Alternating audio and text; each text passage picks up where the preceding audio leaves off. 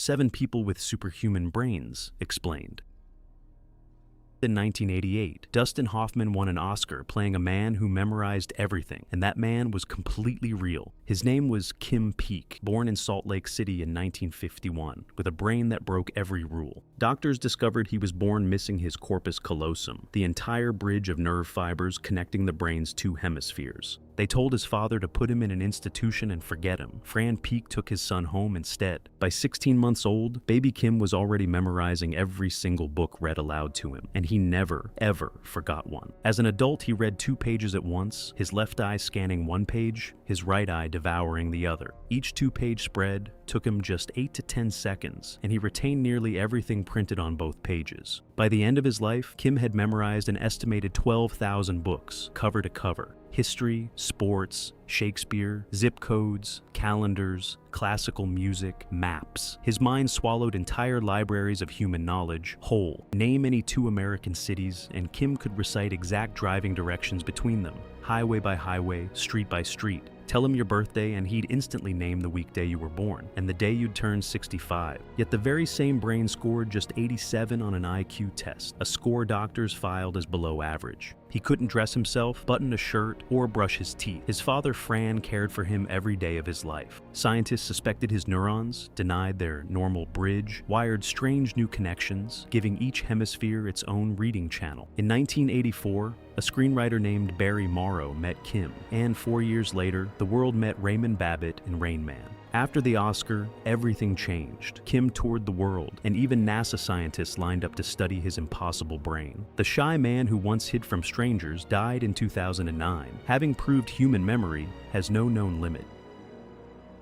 Before computers existed, one man ran simulations, not on silicon, but inside his own skull. As a boy in Smiljan, Nikola Tesla was struck by blinding flashes of light, carrying visions so vivid he confused them with reality. That glitch became a superpower, a photographic memory that swallowed entire books, including Goethe's Faust, word for word. He spoke 8 languages, and witnesses claimed he could recall complete printed pages after a single glance. But his real gift was stranger. Tesla claimed he never needed blueprints, sketches, or models to invent a machine. He would design the entire device in his head, every gear, every winding, then flip a mental switch and start it. The imaginary machine would then run for weeks inside his mind, while Tesla simply lived his everyday life around it. Then he would stop the simulation, take it apart mentally, and inspect the parts for signs of wear. Only after the simulation survived did he build the machine for real, and by his account, it ran exactly as imagined. Out of that inner laboratory came the AC induction motor, polyphase power, the Tesla coil, and pioneering radio patents. He sold his AC patents to Westinghouse, then in 1898 stunned crowds by steering a boat with remote control. His alternating current crushed Edison's DC in the War of the Currents, the same system still powering your wall socket. But the extraordinary brain that ran simulations came with a dark operating cost. Obsessions Tesla could never switch off. Everything had to be divisible by 3. He counted his steps, calculated his food, and demanded exactly 18 napkins. He feared germs, never married, and lived his final years in New Yorker hotel room 3327, divisible by 3. In 1943, he died there alone and in debt, having spent his last devotion on the pigeons he fed daily. The world still runs on his current, proof that the greatest laboratory ever built may be a single human mind. In 2004, a quiet Londoner recited pi from pure memory for over 5 hours straight, without one single mistake. 22,514 digits of pi, spoken flawlessly in 5 hours and 9 minutes, a European record. His name is Daniel Tammet, born in London in 1979, the oldest of 9 children, and utterly ordinary until age 4. At 4, a massive epileptic seizure ripped through his brain, and when he recovered, numbers had come alive. In his mind, every number up to 10,000 has its own shape, its own color, its own texture and feel. 37 is lumpy like porridge. 89 feels like falling snow. Every digit is a character he instantly recognizes on sight. Ask him to multiply huge numbers, and he doesn't calculate. The answer simply appears as a landscape of morphing shapes. For charity, he spent weeks absorbing pi, then stood in Oxford reciting numerical scenery he was walking through in his head. 5 hours and 9 minutes of unbroken recitation. Examiners checking every digit found 0 errors.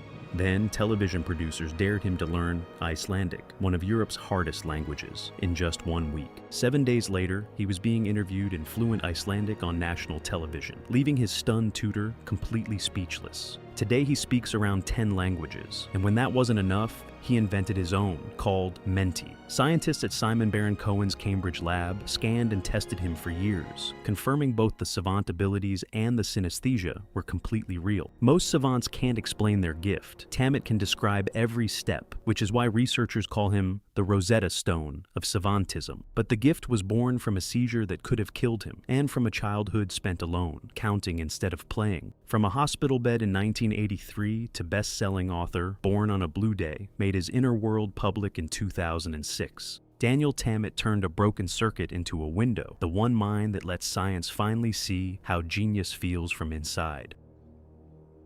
One 30-minute helicopter ride over Tokyo, and this man drew the entire city from memory. Every window, every rooftop, no photographs. Stephen Wiltshire was born in London in 1974 to West Indian parents, and for years, he did not speak at all. Diagnosed autistic as a toddler, Stephen was completely mute, locked in a world nobody around him could reach. But he could draw, so paper became his voice, and he sketched London buses and buildings with impossible precision. His teachers took his art supplies away, forcing him to ask for them with words, one syllable at a time. Around age 5, Stephen finally spoke his very first word, paper, because all he wanted to do was draw. What grew from that silence was a photographic gift so extreme that scientists still call him the human camera. The method is always the same: one short helicopter flight over a city, then days at a blank canvas drawing everything. After a single 30-minute flight over Tokyo, he produced a 33-foot panoramic mural of the city, entirely from memory. New York took roughly 20 minutes in the air. Rome, Hong Kong, and London followed, each rendered street by street. In Rome, he drew the Pantheon with the exact number of columns, a detail most tourists never even count. The BBC filmed him sketching Rome in fragments of genius, and the world watched a silent boy become a phenomenon. Scientists studying savant syndrome believe his autistic brain skips summarizing what it sees, storing raw detail ordinary minds throw away.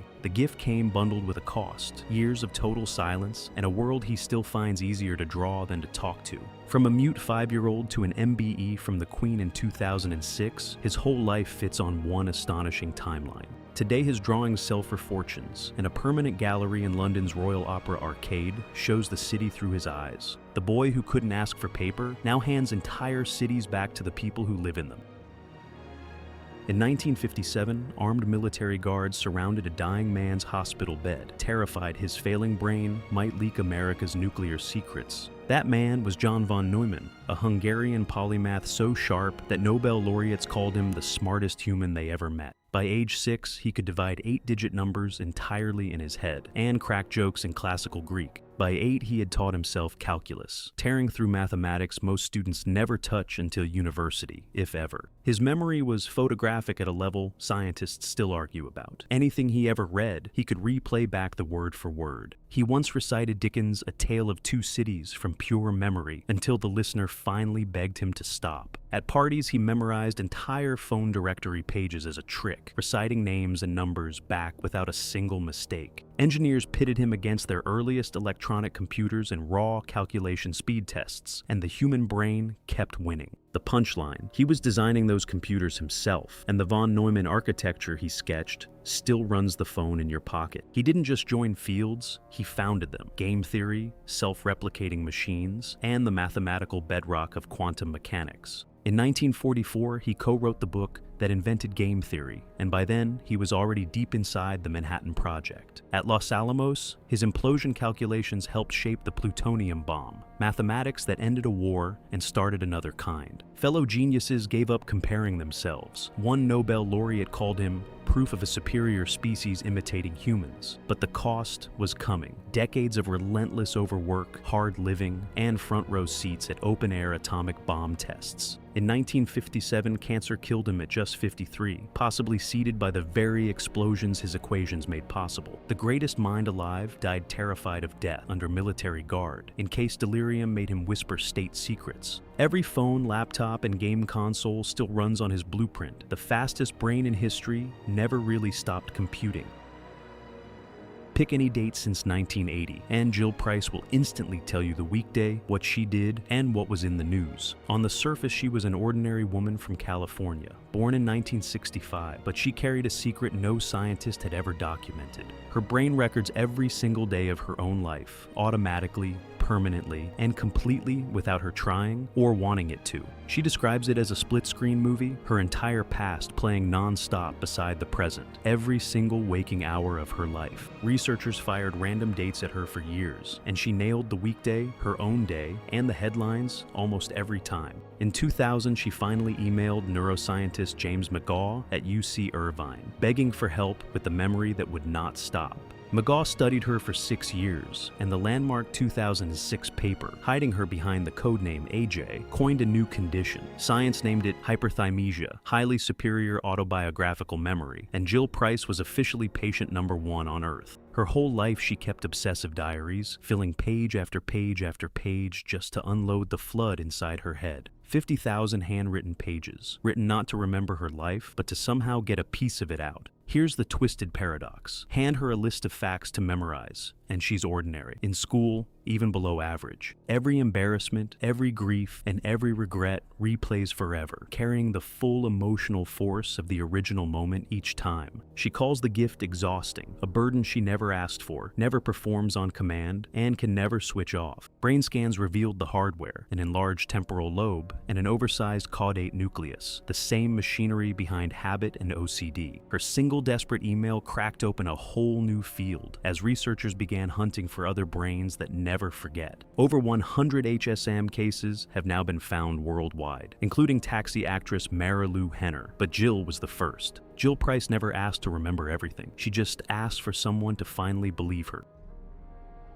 Every brain in this video came with a price, but no one paid more than the man who could not forget. In 1920s Moscow, Solomon Shereshevsky was a newspaper journalist. Ordinary job, ordinary desk, and a completely impossible mind hiding behind it. One morning, his editor exploded. Everyone scribbled notes at briefings, except Shereshevsky, who repeated every assignment back verbatim. The baffled editor sent him to a young psychologist named Alexander Luria, a casual referral that became one of history's longest-running experiments. Luria tested him for 30 years, 3 decades of trials, and never once found the edge of his memory. Tables of random numbers, nonsense syllables, poems in languages he didn't even speak. He recalled them all perfectly, forwards or backwards. Luria could stop him on the street 15 years later, and the man would recite the exact table, unprompted. The secret was 5-fold synesthesia. Every sound he heard triggered colors, tastes, textures, and images, all at once. To him, a voice could be crumbly and yellow, a number had a face, a word had a flavor.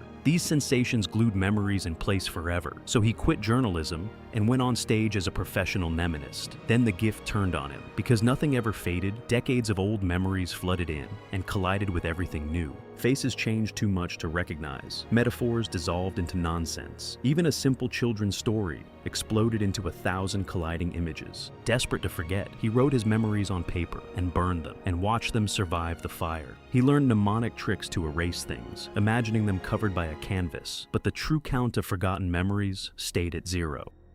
The man with the limitless mind lost the stage, drifted through odd jobs, and died in 1958, almost completely forgotten. 10 years later, Luria published The Mind of a Mnemonist, and the world finally met the man science called simply S. So the next time you wish you could remember everything, remember Shereshevsky, who spent his whole life wishing he could lose it. Every one of them paid for the gift. Perfect minds are never free.